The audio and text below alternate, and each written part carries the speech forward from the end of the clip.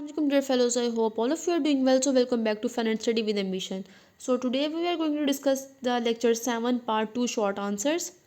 सो lecture 7 के part 2 के अंदर आने वाले तमाम शॉर्ट आंसर अपनी स्क्रीन पे देख सकते हैं। तो फर्स्ट शॉर्ट आंसर है डिफाइन कॉस्मोलॉजी इन फिजिक्स के फिजिक्स में कॉस्मोलॉजी क्या है। तो कॉस्मोलॉजी की डेफिनेशन इस तरह से बयान की जाती है कि जब भी आप ओरिजिन के बारे में मतलब आगाज़ के बारे में, एवोल्यूशन इसमें आने वाली तब्दीलियों के बारे में, स्ट्रक्चर और फेट ऑफ यूनिवर्स मतलब यूनिवर्स में का फ्यूचर के बारे में स्टडी करो by using different principle and laws of physics के फ़िज़िक्स के मुख्तलिफ लॉज और प्रिंसिपल्स के साथ, तो इसको कॉस्मोलॉजी इन फिज़िक्स कहा जाता है। मतलब अगर आपने ओरिजिन जानना है, एवोल्यूशन जाननी है, स्ट्रक्चर जानना है, यूनिवर्स का फ्यूचर जानना है, by using principles and laws of physics के फ़िज़िक्स के मुख्तलिफ तरह के उसूल और कवानीन को इस्तेमाल करते हुए, तो फिर आप इसको कॉस्मोलॉजी इन फिज़िक्स बोलोगे। सेकेंड क्वेश्चन है आपका define computational physics. Computational physics क्या है। तो कंप्यूटेशनल फिजिक्स ऐसी ब्रांच है फिजिक्स की जिसमें आप यूज़ करते हो न्यूमेरिकल मेथड मतलब मैथमेटिकल टूल्स एंड टेक्निक्स को इस्तेमाल करते हो, जिसकी वजह से आप फिजिकल सिस्टम्स को अंडरस्टैंड कर पाते हो।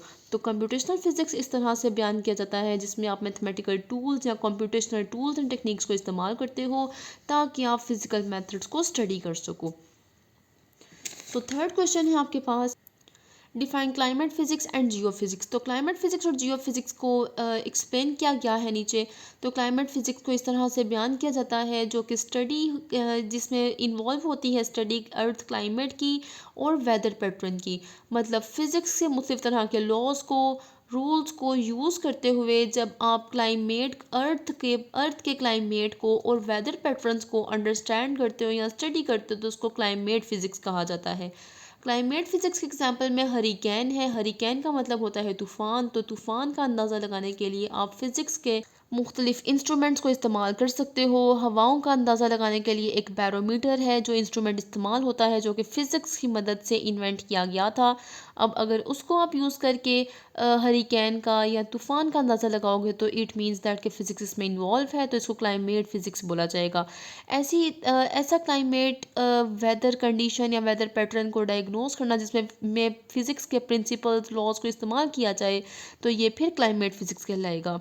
आगे जियो फिज़िक्स है। तो जियो फिज़िक्स एक इंटरनल और एक्सटर्नल फिज़िकल फिनोमिना पे डिपेंड करता है कि ज़मीन के अंदर और ज़मीन के बाहर क्या सूरत हाल है, ज़मीन के अंदर और बाहर किस तरह के फिनोमिनाज हैं, किस तरह के कंडीशन है। तो इस सब को अंडरस्टैंड करने के लिए जब आप फिज़िक्स के मुख्तलिफ तरह के लॉज को रूल्स को अप्लाई करोगे इंटरनल और एक्सटर्नल स्ट्रक्चर को अंडरस्टैंड करने के लिए अर्थ के, तो इसको जियो फिज़िक्स कहा जाएगा। जियो फिज़िक्स एग्जाम्पल में है अर्थक्वेक। जब अर्थक्वेक आता है तो अर्थक्वेक में आप ज़मीन के नीचे मौजूद ज़मीन की प्लेटों पर और ज़मीन के ऊपर के हालात के बारे में स्टडी करते हो। सो ये था geophysics. I hope lecture number 7 में के पार्ट 2 में शॉर्ट आंसर्स थे जिनमें फर्स्ट शॉर्ट आंसर था कॉस्मोलॉजी। तो कॉस्मोलॉजी आपने समझ लिया होगा कि कॉस्मोलॉजी ओरिजिन, एवोल्यूशन, स्ट्रक्चर और यूनिवर्स के फ्यूचर के बारे में मतलब यूनिवर्स कहाँ से आगाज़ हुआ, कहाँ से इब्तदा हुआ और कहाँ पर अब यूनिवर्स लाए करेगी या यूनिवर्स में आगे क्या क्या तब्दीलियाँ आएंगी। जब आप इनको स्टडी करो और इसमें मुख्तलिफ तरह के प्रिंसिपल्स ऑफ फिज़िक्स भी आ रहे हों तो इसको कॉस्मोलॉजी इन फिज़िक्स बोला जाएगा। ऐसे ही कंप्यूटेशनल फिज़िक्स था तो जब आप मुख्तलिफ तरह की कंप्यूटेशन मुख्तलिफ तरह के न्यूमेरिकल मेथड को इस्तेमाल करते हुए फिज़िकल सिस्टम्स के साथ वर्किंग करो तो इसको कंप्यूटेशनल फिज़िक्स बोलते हैं। इसी तरह से क्लाइमेट फ़िज़िक्स और जियो फिज़िक्स के बारे में बताया गया था। तो क्लाइमेट फ़िज़िक्स और जियो फिज़िक्स को अंडरस्टैंड करने के लिए लाजमी है कि आपको इनकी डेफिनेशंस का पता हो। तो क्लाइमेट फ़िज़िक्स ऐसी फ़िज़िक्स की ब्रांच है जिसके अंदर आप मुख्तलिफ तरह के अर्थ क्लाइमेट और वेदर पैटर्न को अंडरस्टैंड करते हो। जैसे कि हरिकेन को अंडरस्टैंड करने के लिए आपको मुख्तलिफ तरह के फिजिकल प्रिंसिपल्स और लॉज को यूज़ करना पड़ता है जिसकी मदद से आप क्लाइमेट फ़िज़िक्स को अंडरस्टैंड कर सकते हो। जियो फिज़िक्स क्या था। जियो फिज़िक्स में ज़मीन की अंदरूनी और ज़मीन के बैरूनी मामलात के बारे में बताया जाता है जैसे कि अर्थक्वेक।